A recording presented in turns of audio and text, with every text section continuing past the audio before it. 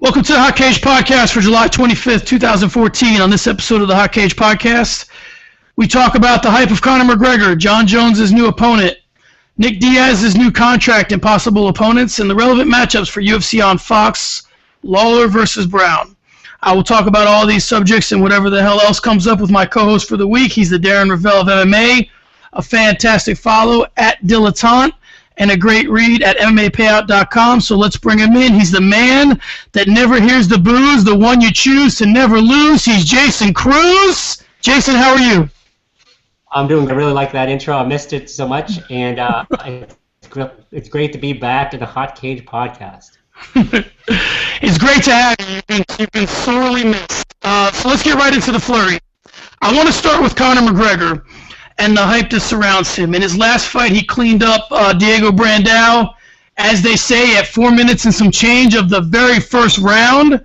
So the question I have for you, Jason, is how much of the McGregor hype do you think is warranted? I mean, is this kid for real? You know, I think that he is one fight away from being legitimately real. Definitely, the UFC was really putting a lot into it, hyping him up, putting him on Fight Pass. There was a three-part series on him. They went to Ireland for him. There's a lot of talk about him doing a stadium show. He's definitely done himself a great service personally as a brand, and also overall for the UFC. I mean, he's region. Realistically, if he does beat Dustin Poirier in September, we're talking about maybe whoever is the interim champion at that weight class, that title. So he is definitely a commodity in the UFC, and possibly one more fight away from being legit. So there you go. Conor McGregor is someone to look forward to watching in the UFC in the future. You know, I agree, and I want to get to Dustin Poirier and also Cole Miller because they took exception to all the hype McGregor is getting. Poirier even saying that he would go down in the rankings, so to speak, just to show everyone what was really up with McGregor. I mean, for me, you know, blaming someone for their hype is kind of like blaming a musician because his song got played out. He doesn't have a hell of a lot to do with it. So, I mean, to me, it seems kind of disingenuous to these fighters to say Conor McGregor's not worth the hype, but then use the Conor McGregor hype to sort of build their own brand. So, what are your thoughts on these guys trying to, you know, on one case, sell McGregor short, and on the other end, call him out? You know, it's one of those things where they, for lack of a better word, see him jumping over them in line for a title shot, and certainly McGregor came with a lot of hype, but he's now backed it up, and I think that what you see from Cole Miller and Dustin Poirier is a little bit of jealousy in that they just aren't getting as much immediate attention as McGregor is getting, certainly. So I think that's what you're getting from the like Miller and Poirier. But basically, for those two that are actually criticizing McGregor, they're getting themselves some publicity by kind of riding on the coattails of McGregor's success.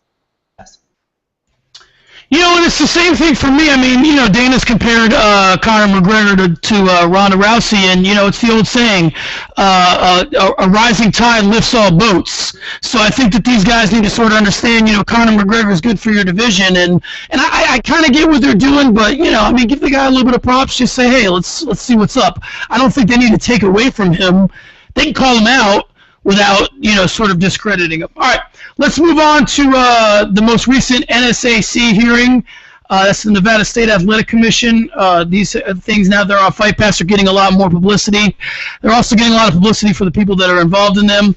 Two big events occurred at the last one, which sort of fly in the face of one another. The two fighters who are basically the faces of PED use in MMA appeared before the commission. One, Chael Sonnen, received a 2-year ban and to avoid a fine accepted a position with the commission to basically serve as an educator to the MMA community about PEDs, while Vitor Belfort got his license and ultimately a title shot against Chris Weidman in December. I'll ask you a simple question that maybe doesn't have such a simple answer. Was justice served? Well, that's always not a very clear cut uh, the question of whether justice served, and also depends on what you think justice is. First of all, let's take take Vitor Belfort.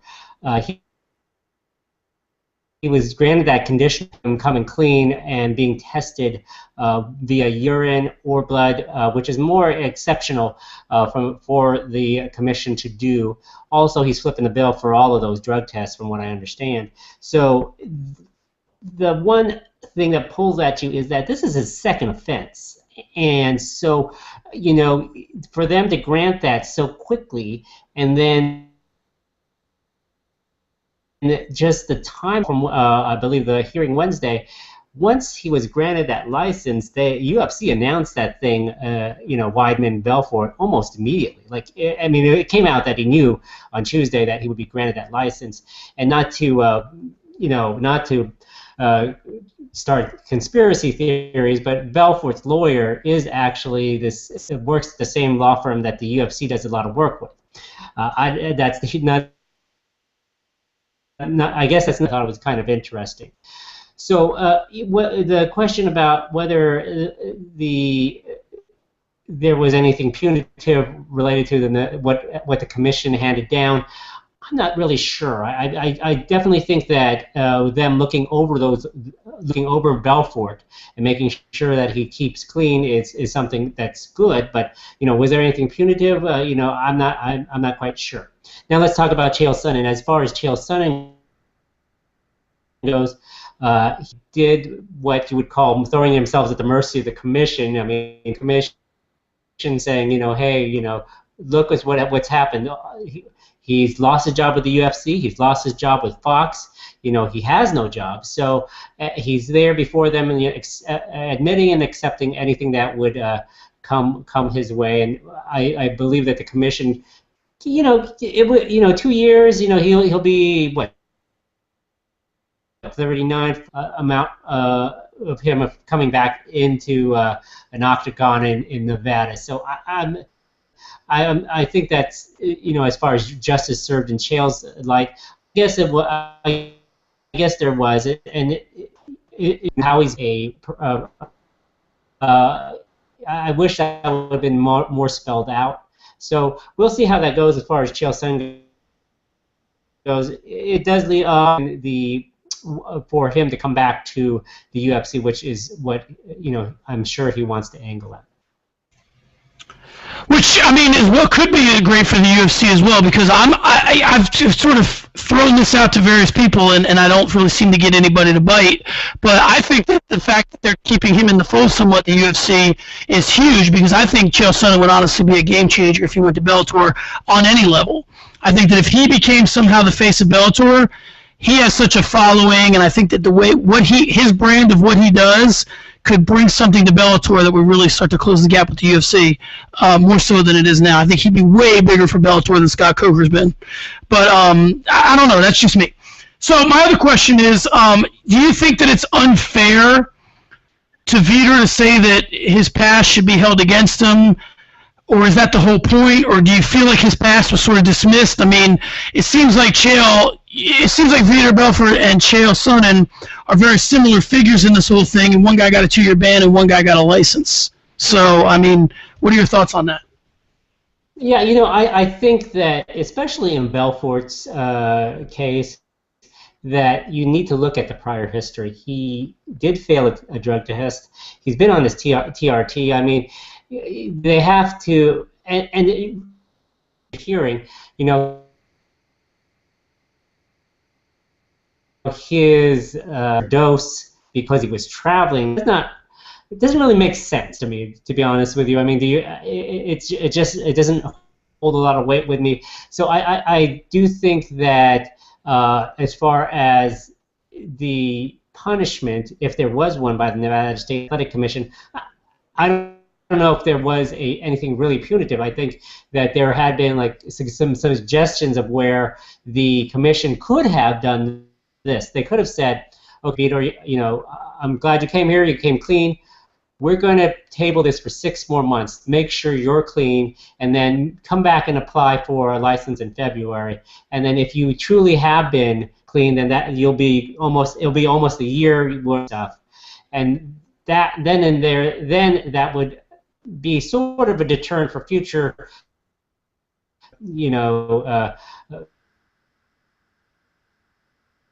using PED. The commission was very soft on Vitor Belfort. Of course, the fact that you get the test, pays for it, that's great. But if you're looking at anything punitive and punishing him,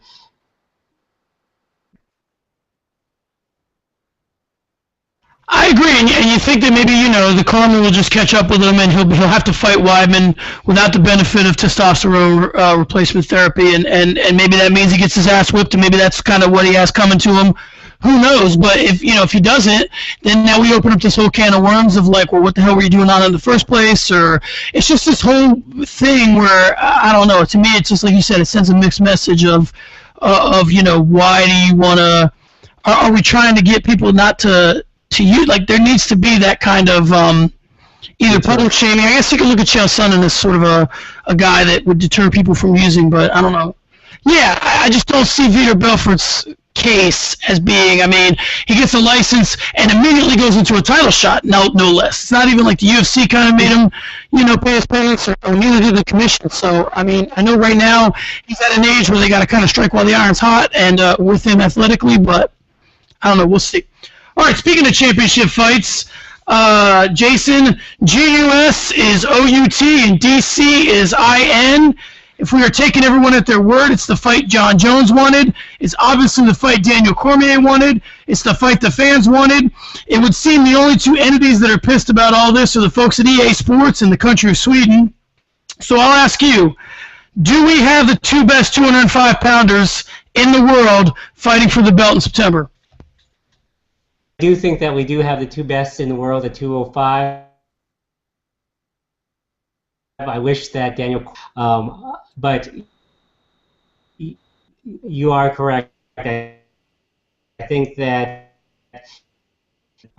but Daniel Cormier is the hot fighter right now. He looks the best. If you look, just looking at the Dan Henderson fight, he's ready for him. I think that what the UFC needs right now is a good little rivalry, and we've already seen on social media now. It'll be a great run-up.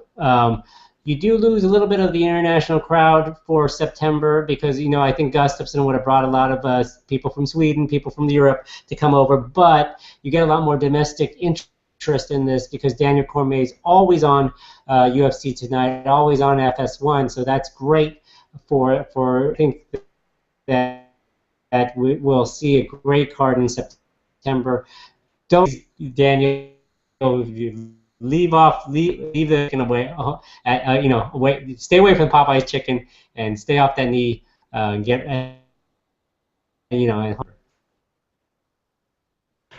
Yeah, I agree. This is an interesting rivalry. Daniel Cormier is sort of a paradox, I guess, when you look at him. He seems like a nicer guy. I don't want to say that he is, but he has more of an edge to him. He seems like a nice guy on the camera, and then he kind of wants beef. He doesn't seem like he's athletic as he actually is, so he's not, he's one of those guys where you can't judge a book by its cover. I think it's very interesting, this fight. I think that, Cormier, I don't think he's ever fought, no one's ever fought anybody like John Jones, but I think that, that knee is going to play a big factor in the fight, and I think that, Cormier needs to make his peace with the fact that he needs to say, listen, once you step in that cage and the door closes, you're 100%, as far as I'm concerned, because if something is wrong with you, you shouldn't have fought. So I know this is a huge opportunity for him, but, I don't want to hear anything after this fight about that knee. If you're getting in that cage and you're accepting this title fight, then you're taking everything that comes with it. John Jones tapped out Chael Sonnen with a cut-in-half toe. So, I don't want to hear anything about that. So I do think this is a huge rivalry, which is desperately needed, as always in MMA. and particularly the UFC. So I think this is a great fight. I think both guys. It reminds me a little bit of Cain Velasquez versus Junior Dos Santos in the sense that if either one of these guys comes into that cage underestimating the other, they're going to get their ass whipped. That's the facts. I mean, if they don't come in there ready to go, it's going to be a bad night for one or the other. And they're that close that, you know, in the same way that Junior knocked out Cain, you know, Cormier could just run through Jones and vice versa. So this is a great matchup, one of the best we've seen in a while. All right, let's move on to another guy that has no problem stirring up shit and creating beefs, Nick Diaz. The enigmatic former 170-pound contender is back in the UFC. He signed a 3-fight contract, and the rumor mill started with talk of a potential fight with Anderson Silva. Dana White quickly took to social media to quell this rumor, stating that Anderson wouldn't be fighting until February at the earliest. The speculation around MMA is that the UFC made this happen because they are desperate for stars. Jason, do you think the UFC made this happen because they're desperate for stars? The UFC is desperate for stars, but they've always been looking for stars. So I don't know if this is something new. I mean, look at Conor McGregor. They're looking for stars. They're looking for people, I think, move the needle. That's what they're looking for when they're going to put people on pay-per-view, when they're going to put people on television, when they're going to sell the product to add stars. And definitely, let's look at Nick Diaz's last 2 fights. He's lost them, Carlos Condit and the GSP. But he has been the type of fighter that you need to see, that you want to watch. And, you know, he essentially sold that GSP fight. I mean, he is, I would have to say about 75% the reason why so many people tuned in to purchase that pay-per-view. Wolf tickets. When he was talking, when he unsettled GSP at the pre-fight press conference, those things helped bring the weigh-ins to have the most watched viewership of any weigh-ins on the post-fight recap for that pay-per-view brought tons of people to view it, and I wouldn't say it's because of GSP. He's coming.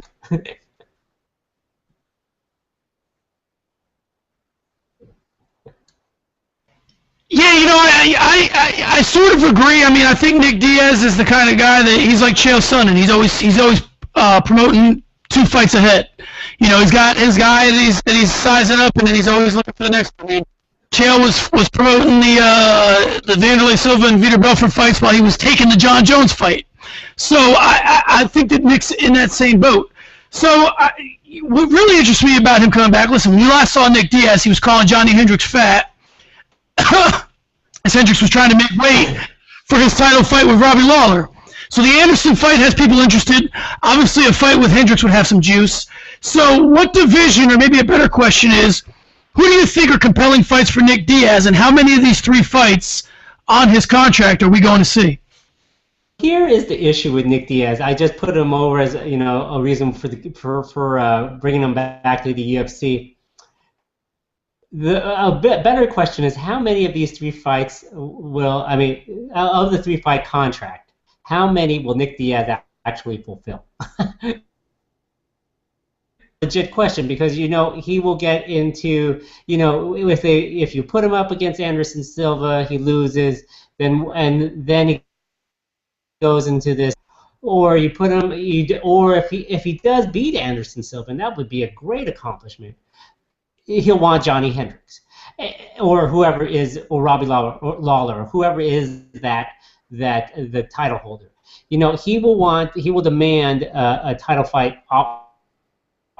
People get into that whole conversation of, well, this is more spectacle than sport, because you know, realistically, Nick Diaz is off a 2-fight is coming off of 2 losses, and you know, you wouldn't just put that guy right into a title fight, would you? I mean, it's not like they had 5 years off like Gina Carano, but you know, definitely he is Robbie Lawler. You look at Anderson Silva, you look at Hendricks. These are 3 guys. I mean, Carlos Condit, when he comes back, those are. I mean, the welterweight division looks good once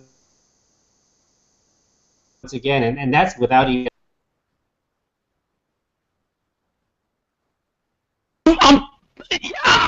fascinated by this whole thing as well. I think that when you look at a guy like Nick Diaz, you think that this is who he's going to be. Like, I couldn't imagine Nick Diaz as a defending UFC champion and doing all the things that go with that. I just don't see him as that.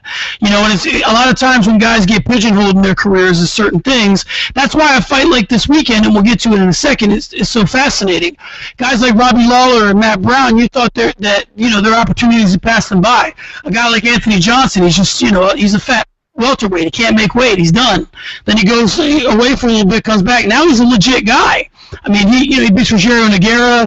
Next thing you know, he fights another top tier guy. He could be up there challenging for the belt. So, when you see a guy like Nick and you think that this is all he brings to the table, and you pigeonhole him, you wonder, what happens if he beats Anderson? Then you don't expect him to. What happens if, you really didn't expect him to beat GSP? You don't expect him to beat Johnny Hendricks, but he has the skills.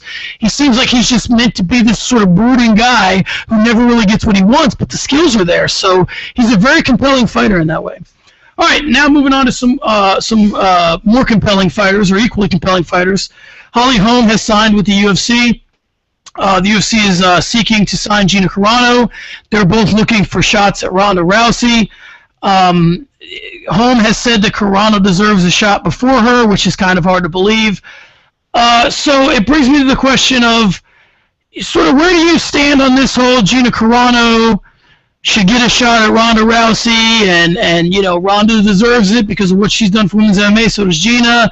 We know that it's a fight just to make some bank, draw some eyes.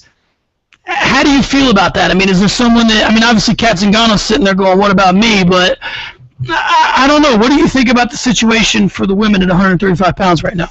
Just to step back for a little bit, I think if you're Kat Zingano, you probably do want to maybe take one or two fights before going after Ronda Rousey. I do think that the UFC has gone after a Holly Holm and a Gina Carano kind of based on what happened July 5th, where destroyed Alexis Davis. The UFC wants competition for Ronda Rousey to keep her coming back, and Holly Holm is probably was the best unsigned female fighter out there, outside of course Cyborg, and I definitely think that she is in line. She will be a Ronda Rousey opponent sometime in 2015. As far as Gina Carano goes, that's actually because we haven't heard really from Gina Carano, and we don't know what she's doing. I know they've thrown out that, she's working out. Well, that's great, she's working out. But has she been in the ring fighting? That's the big question. It will sell more pay-per-view buys than ever is the number one ranked women's bantamweight in the UFC currently. But will it be competitive? I don't want to bring this parallel, but I almost think of Tony Couture, James Toney versus Randy Couture. Where someone who hasn't been fighting for a while meets a UFC fighter, it could get ugly. But going back to the original point, I think that the UFC is looking for ample stars to go up against Ronda Rousey, and that's kind of what. And you know what? I'll take it a step further. Here's my issue with people kind of saying that they have a problem with Ronda Rousey and Gina Carano, and I'll get more into this later during Finish Strong. But for me, I guess my question is, so you're telling me that Gina Carano's not going to be that competitive with Ronda Rousey? Okay, was Alexis Davis? So Gina Carano lasts a minute with Ronda Rousey. Did she deserve the title shot more than Alexis Davis did? Who knows? For me, I just think that, if it sells, if it puts asses in seats, if people want to see it, then, there's always that argument when it comes to fighting of like, well, if we want to see it, why shouldn't they put it on? And then somebody can say, well, I wouldn't have minded seeing Mike Tyson fight a lion back in the day. Doesn't mean you should put it on. So, I understand that. I get that. But for me, it's like, if Rousey's fine with it and Carano's fine with it, and I have heard from people, Larry Pepe and I talked, and he said, I don't even know how if you're an athletic commission, you sanction a fight like that. The girl hasn't fought in 5 years. What are you sanctioning it on the basis of? There's some validity to that. So I don't know. I think that, again, I'll get more into this later on in Finish Strong, but I don't know. The idea that Rousey or that Carano wouldn't be competitive after Rousey just beat the shit out of a girl in 16 seconds is hard for me to swallow. Now, with that being said, I guess my question next is I want to talk about Rousey and Cyborg for a second, because Rousey's taken some liberties with the way that she speaks about Cyborg. She said recently, in a perfect world, Cyborg wouldn't be an it, she would be a her. And, that's kind of, it's a little borderline for me. So, I mean, are we giving Ronda Rousey a free pass because she's been, kind of the FU girl from the beginning? And is there validity to that? Do you think that Ronda Rousey talking this way is because she doesn't want to fight Cyborg, or do you think that she's talking this way to build interest in a fight with Cyborg?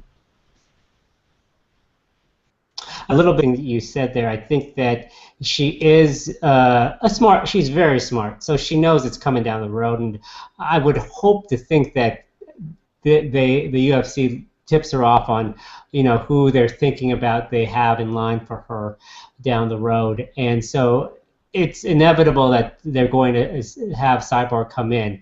As far as what she says, yeah, it is definitely Brown is taking liberties with what he said in the past couple of days, and it's drawn some criticism. And does Rousey gets to skate for what she says based on the fact that she's Ronda Rousey? Little bit, but I just I'm not quite sure where political correctness is in that with that respect, and just general hate for somebody. She is straddling that line, but Ronda Rousey is, but it's still within the realm of, one, just hating somebody, and two, somewhat promoting an inevitable fight. And I guess, yeah, I mean, if you're going to have to step in there with this girl anyway, you might as well, get the interest level up, and you might as well get some eyes on it. Not that there wouldn't be anyway, but I don't know. I think sometimes it's weird, you can't really apologize for how it is that we absorb or consume someone. If we accept, like Don Rickles can get away with saying something that Jay Leno can't, because we accept it from Don Rickles. He is who he is, and we've made our peace with it. And same thing with Ronda Rousey. If we're Nick Diaz, if we're fine with them doing it, we can't just hold them to a different standard, I don't think. I mean, if we don't mind it coming from Ronda Rousey, then we don't mind it. So, the people that complain, like, why can't I say that? Because you're not Ronda Rousey. I don't know what to tell you. I mean, we're fine with it. I'm not saying it's okay, but from her, it just holds different. It is what it is. So, yeah, I am very interested in this fight. I think that the more that you sort of read the writing on the wall, the UFC is streaming Invicta fights now. Cyborg is an Invicta fighter. It seems like the way to connect the dots are not that difficult. These are two companies that are cooperating. The likelihood that the UFC would buy Invicta is not that far-fetched. So before you know it, she might just be right there, ready to go. All right, let's get to what it's all about. The fights. The UFC is in San Jose this weekend. UFC on Fox. UFC Fight Night, Lawler versus Brown from the SAP Center, again in San Jose. I want to start with the welterweight title eliminator, the big main event. Robbie Lawler takes on Matt Brown. When last we saw Lawler, he was giving Johnny Hendricks all he can handle, and in the fourth round of that fight, all the momentum was clearly on his side.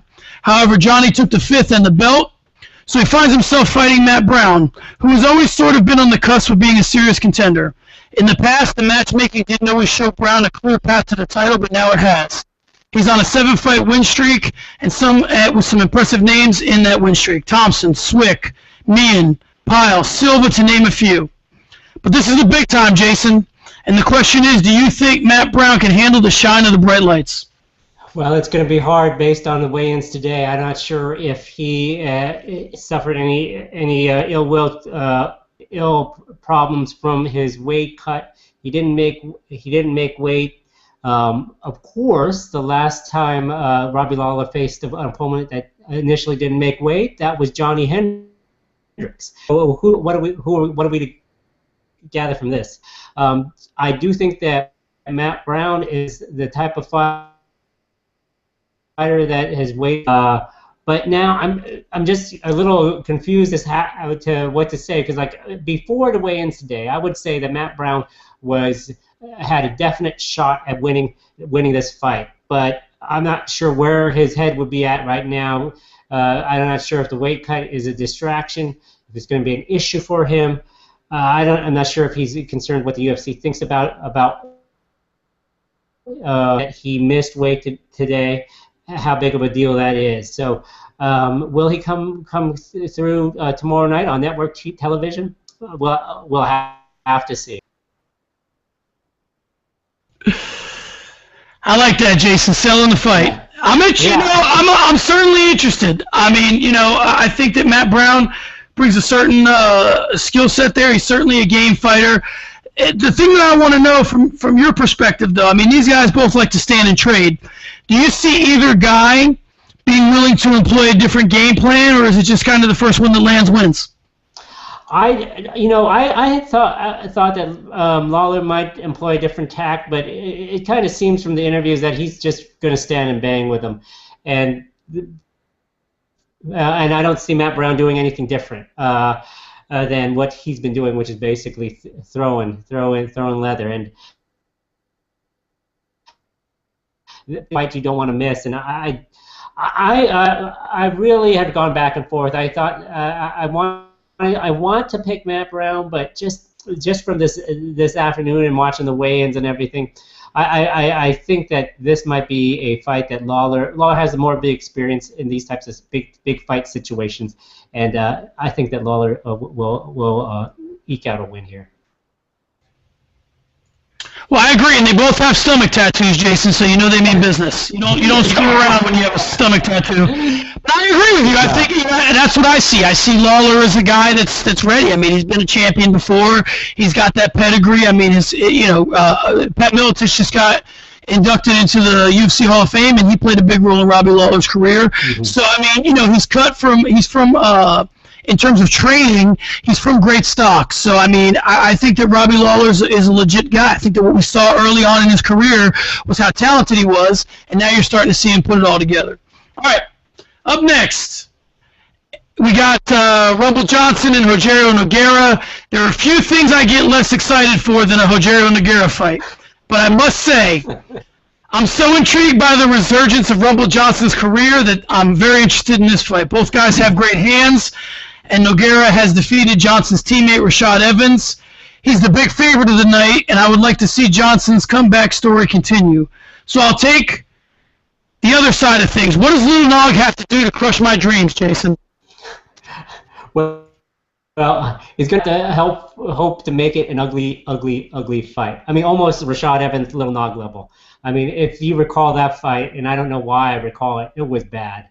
And I think that's how Little Nog's going to have to make it an ugly fight, and just hope that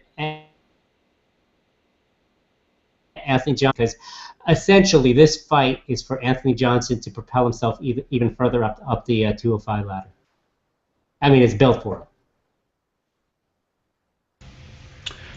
Yeah, and it's Rogerio Nogueira. I mean, he's your, run-of-the-mill, not run-of-the-mill, but he's the perfect mold for a gatekeeper. I mean, he wears that mantle well, and he's like, Joe Silva puts him out there to see where fighters are at, and that's what he's here to do. So we'll see. I mean, we'll get a real indication of, and as much as I don't like watching Nogueira fight, he really is that guy that if you don't come ready, as Rashad Evans didn't, then he's gonna take a victory from you. So you have to come.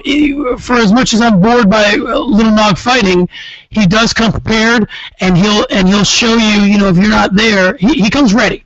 And you need to come ready as well. All right. We got Clay Guida versus Dennis Bermudez. Going into this fight, Dennis Bermudez finds himself in Matt Brown territory in the sense that he's looked great in his last couple fights, but still finds himself in there with a guy who I think doesn't really do a lot to help his career if he wins. We all know who Clay Guida is. He's a middle-of-the-pack fighter that no one really wants to fight because of his wrestling and his pace. Overall, the consensus is that Bermudez has a better skill set. But does Bermudez do anything better than what Clay Guida does extremely well? And if not, is that a recipe for a disappointing night for Bermudez? It could be a recipe for a very ugly fight on network television. That's what it could be a recipe for. You put it. It was correct. You said everything that I would probably say. Clay Guida is what Clay Guida is, and it depends on what wants to do on that particular day.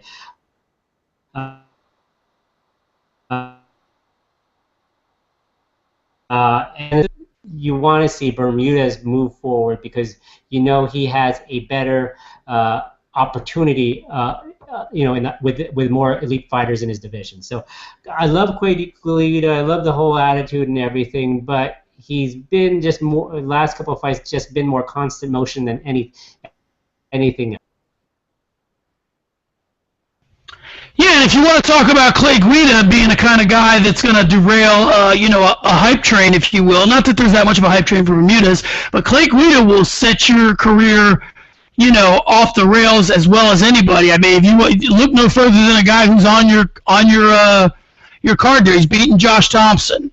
He's beaten Mac Danzig. He's beaten Nate Diaz. He beat Takanori Gomez, Rafael Dos Anjos, Anthony Pettis. I mean, this is a guy that much in the same light as Rogerio Nogueira. If you don't come ready, Clay Guida is going to go in there and do what he does every single time. The pace is going to be high. The wrestling's going to be good. And if you don't find a way to counteract that, it's 29-28, fellas, and you've lost. Before you know it, it's 29-28, and you're wondering how the hell this guy beat you. He's that guy that plays defense a little too aggressively in the pickup game. That's Clay Guida. He's the guy at the gym that you're like, this guy's picking me up full court. This is a pickup game at the Y. That's Clay Guida, and if you're not ready for it, he's going to embarrass you. All right, speaking of Josh Thompson, there was a time not that long ago that it was being pondered if Josh Thompson was the best lightweight in the world. He took Nate Diaz apart, and many feel he defeated Ben Henderson even though that he lost a narrow decision. Now he finds himself in a fight with Bobby Green, a fight he doesn't seem overly concerned about. He spent the week leading up to it talking about whether or not heavier weight fighters were one-dimensional. Seems to me that Josh Thompson and Bobby Green are on two different levels, but we've seen it before where the set of circumstances conspires to have a lesser fighter who is just more prepared to fight steal a victory. Reference the aforementioned Clay Guida. What type of chance does Bobby Green have to do that, in your opinion, Jason? I definitely think that Bobby Green has. I mean, he's younger. He has, I think, better flashes of being a better fighter than Josh Thompson. I just, and we'll see if the hometown crowd will help him in this particular fight. I just not sure if all this talk about retirement and such has got him not focused on this particular fight. And I definitely think that Bobby Green can be the better fighter and should be the better fighter on this night. If I could borrow a line from Airplane, you kind of get the sense with Josh Thompson that he sort of picked the wrong time to quit sniffing glue. I mean, the guy was right there. He had beaten Nate Diaz. He had a hell of a fight against Benson Henderson, and everybody wanted this guy. Who's he going to fight next? Is it going to be another Melendez fight? Is he going to go with Pettis? What's next for Josh Thompson? And then he started doing the dash cardio thing, or the cardio dash thing, his own business, and he's sort of, he's a great guy. He did the face-offs with the kids and the Q&A that got a lot of social media attention. He really is a super marketable guy. I'd love to see him on UFC on Fox sitting at a desk. He's got that. But it seemed like at the point that he was at in his career, that was the time to sort of take advantage of the fact that, your career was sort of coming to an apex. And, either push for a rematch with Ben Henderson or find yourself fighting another lightweight. And here we are, you're fourth down. I know originally the fight was supposed to be Michael Johnson, but now you're fourth down on the main card in your hometown, no less, fighting under Clay Guida and Dennis Bermudez. I don't feel like he took full advantage of what was sitting there for him. So maybe, he turns it around against Bobby Green. I hope his head's in the right place, and he sort of squares Bobby Green away because I feel like the kid's a star, and And if he can sort of put the fighting together with the personality, if he wins that Ben Henderson fight, maybe we're looking at things differently. So it's funny how things can swing in MMA. All right, Jason, that does it for the main card. And, not for nothing, but the prelims aren't doing too much for me. How about you? Is there anything you like? Anybody you see that's got your eye? In a weird way, I like to see the barista guy, Patrick Cummings versus Kyle Kingsbury. If nothing else, it's just an odd matchup. Kingsbury hasn't fought in a couple of years. Won, and I think it must have been on a Fight Pass. Because all I recall is him being mopped up by Daniel Cormier in one round. So I don't know who he beat in the UFC, but this is his third fight, and he's going up against a guy who hasn't fought in 2 years. So for nothing but the sheer uniqueness of it, I'd like to see that fight. And it's almost a moral victory if you can just stop being called the barista. If you put up enough of a fight that you can just, I'd like to see the kid get a fight of the night maybe. And then it's like, all right, well, at least it's more about his career now than, hashtag barista all over Twitter or whatever. Yeah, so, exactly. You'd at least like to see that. But, there's some interesting names. Darren Cruikshank brings a good fight. Him against Jorge Masvidal is very interesting. That should be good. Yeah, there's some guys, but again, it's mostly the main card for me. All right. So let's get to finish strong. I will give the floor over to you. Go ahead and finish strong. Give me something that you're sort of, to borrow a term from Jim Rome, give me something you're burning on, and let's finish strong.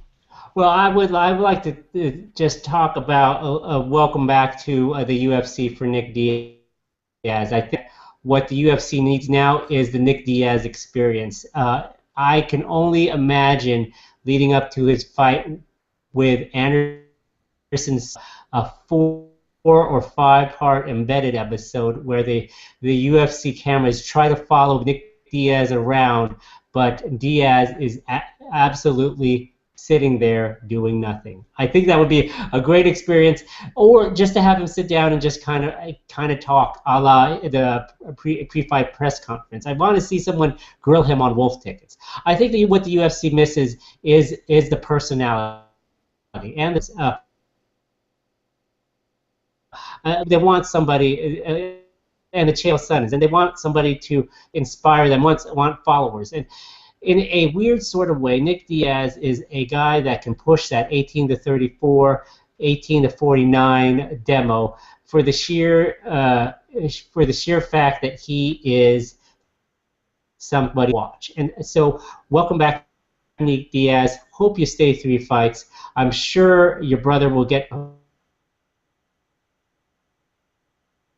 signed on that contract that he signed on with the UFC. Don't you think? That's all I have. And it's interesting. It kind of segues into what I'm going to talk about. But it's the interesting thing about Nick Diaz that I've always thought was amazing is, and Dana White said it. He used to say, Nick, it's great that you shoot a video blog with your iPhone and post it, and have 50,000 people buy it, view it. Why don't you let us put some production behind you? I mean, you're right. The kid's a star. He's compelling. He needs to be marketed in a proper way. But you know what? The weird thing about Nick Diaz is the minute that you put Nick Diaz in the machine, he ceases to be Nick Diaz. So it's very difficult to figure out what to do with this guy because, he's a legit counterculture sort of dude. That's what people love about him. And if you process it, it's not quite the same. All right. Just the one. Go ahead. Just the one thing. He had that. He put on that a YouTube video of him hitting for 25 minutes. It got so many views. I mean, can you imagine that? And he was just hitting a speed bag for 25 minutes straight, and put it on YouTube. So I mean, the guy is someone people want to watch. I agree. I completely agree with that assessment of Nick Diaz. I mean, he is a guy that people are compelled by. Which brings me to my finish strong, and with apologies, it won't take too long. I wrote a piece.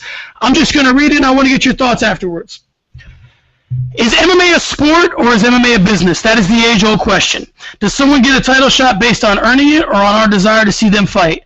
That is the Coke versus Pepsi, Leno versus Letterman type of debate that truly determines where you fall when it comes to how you view the fight game. The 4 people who come to immediate mind when this discussion arises are Conor McGregor, Gina Carano, Ben Askren, and the godfather of this discussion, John Fitch. All four of these fighters have had opportunities given to them or in some cases taken from them based on factors that don't have anything to do with wins and losses. We'll start with John Fitch. Fitch was the guy whose name merely being seen on a card lineup would evoke a yawn. Whenever Fitch was going to fight, you knew the same game plan was going to be employed. He was way better at it than his opponent was at stopping it, and it wasn't exciting. Fitch only had 3 losses in the UFC. One was to a current champion in Georges St. Pierre. Another was to a future champion in Johnny Hendricks. Fitch just wasn't a guy you could market. Not flashy, in the cage or out of it, a little left of center thinking. He just never used his resources to gain the type of following that would deem you remained employed in the UFC. Which brings us to Ben Askren. Ben Askren has all the pedigree. He could be the best wrestler in MMA at 170 pounds in the world. His record is unblemished. He has a personality and has a willingness to be great. The problem with Askren may be a lack of self-awareness. He may think he is bigger of a deal than he actually is, which is fine. You can get away with that. But when you can't convince anyone else to think it, it's hard to get on a larger stage. For me, I think he should use Twitter better, stop tooting his own horn and have his followers do it, and for Christ's sakes, get a haircut. I get that it's your look, but it's not working, and the defiance is not helping you. Gotta play ball a little bit, brother. Like Conor McGregor does. McGregor does have some of the things in his favor right from the start. He's Irish. The Irish have a rich history of fighting, and people who watch fights and drink love them. He's good looking, it never hurts. He's relevant, from the clothes to the haircut to the tats. He's so relevant, he's almost ahead of the game. The personality. Saying that you will beat someone is one thing. You may win the fight like Askren does. Every time. And that's certainly an accomplishment. Saying you're going to beat someone's ass is a whole other level. The reason why is when you say you're going to beat someone's ass, or take their head clean off for that matter, you're putting something on the line. You're promising excitement.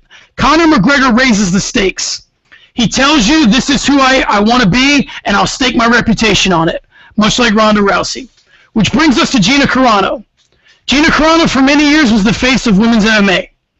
She was that for the most part because of, well, her face. Did she have an interesting story? Sure, her dad was an ex-athlete. Ex-boyfriend got her into Muay Thai. Could she fight? Yeah, at the time there was only one woman who was better than she was. However, did either of those things supersede her looks? Absolutely not. Gina Carano's looks propelled her career more so than anything else. She shouldn't, however, be penalized for that. Sports, and in this case MMA, is about what is compelling. The only question that there is to ask yourself is, what do you want to see? Or what do the fans want to see? The MMA media is good at painting a certain picture. They want to tout the guy that no one knows about so they can stake a claim to discovering him or her. MMA media, for the most part, are hardcore fans, and as such, their opinions cannot be trusted on matters of large box office fights. Is Rousey versus Carano good for the UFC? Of course it is. On a lot of levels. It's good for the UFC the same way Chael Sonnen was good for the UFC. It may force some of the other fighters to change how they view their role in promoting a fight. The most important quality that you must have as an MMA fighter is people wanting to see you fight. That's it. That's the whole point of this thing. If you can do it by the way you fight, great. If you can do it by running your mouth, fine. If you can do it because you're attractive, so be it. That's the whole point of this thing. If you as a fighter don't understand the importance of marketing yourself or making yourself a compelling watch, then you may be destined to never get that shot you think you deserve. And for those who think that undeserving fights will be the demise of UFC or civilization, relax. We have survived a lot of pretty ridiculous matchups. Some long shots have even won. We survived James Toney versus Randy Couture. We survived Daniel Cormier versus Patrick Cummings. We survived Anderson Silva versus Chris Lieben. And we will survive Ronda Rousey versus Gina Carano. We will probably survive Jose Aldo versus Conor McGregor if it happened tomorrow. And for all the talk of how undeserving Carano and McGregor might be of those title shots, you can bet your ass those two will do everything they can to make sure there are eyes on those fights. And that's why they will ultimately get those fights. And to the other fighters who think grinding out 29-28 should be enough, I have one question. If you can't make us care, why should we? Well said. Well said. Jason, your thoughts? You have to. I mean, you're right on the ball with that, and you have to think of just what happened with Bellator. and how they got rid of the tournament system. Because two is that people want to see the fights. They want to see King Mo versus Rampage. They don't want to see Emmanuel Newton versus King Mo. They want to see the compelling fights.